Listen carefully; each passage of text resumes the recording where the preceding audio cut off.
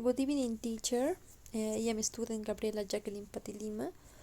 In this opportunity, I'm going to explain Book 27, Grammar of Lesson 3. The content of this grammar are be plus the expressing necessity, obligation, and future, embedded question and clause, and ever words.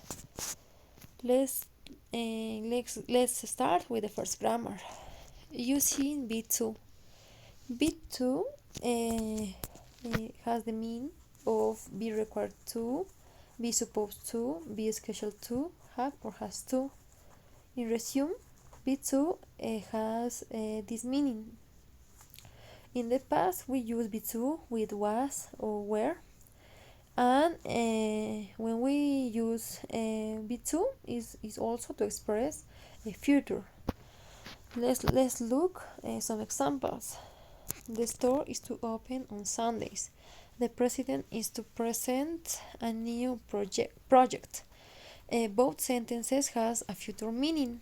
If we maybe read carefully, when we say it on Sundays, it has a future meaning. And when we say is to present, in this case, is to is acting as a maybe has a future meaning. The students aren't to leave early anymore. In this case, it is an obligation. The students has the obligations to stay in the classroom. They can't leave early more. Second grammar, embedded question. Embedded question is a question that is found inside another question or inside a sentence or statement. Embedded questions are questions that appear inside another statement or questions. You can find embedded question in phrases that don't end with a question mark. In this case, these are the noun clause that may be used if or whether to introduce a no-yes question. And in WH question is to introduce a question word, but we need to notice that the word order change, in especially in the WH questions.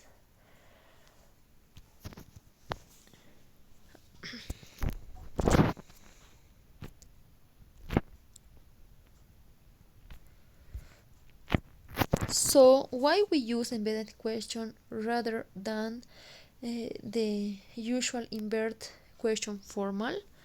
Maybe we use embedded question to be more polite, because we start with can you tell me, do you know, could you tell me, I don't know, I don't remember, I wonder.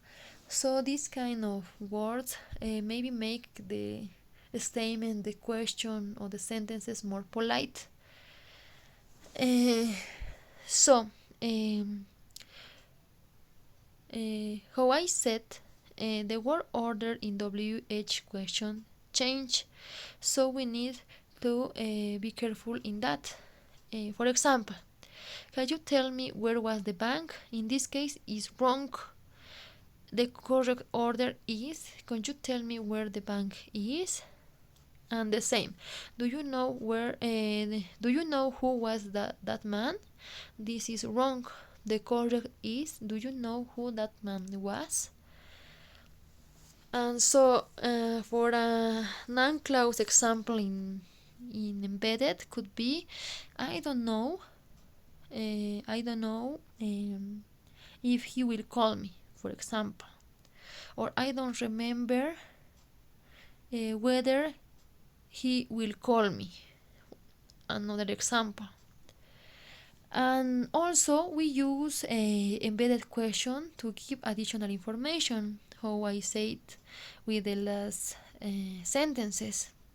In this case, another could be, I wonder if he will call me.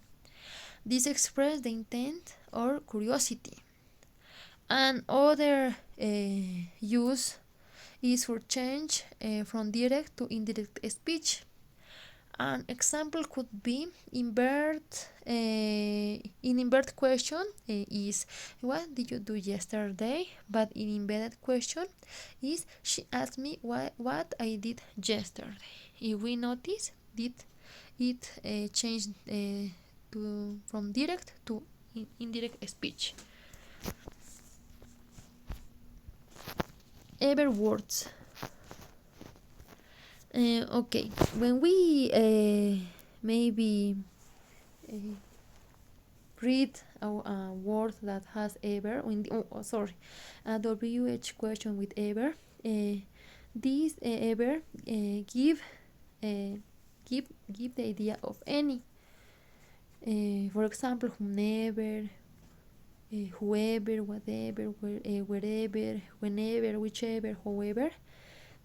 It ever add a meaning of any. Let's look some examples. She's good whatever she does. Another example, whoever leaves the office last should turn off the light. In this case, whatever is it in the first sentences has a meaning of any, whatever, and in the other the same, whoever. It has the same of in. And this is the end. Thank you for your attention.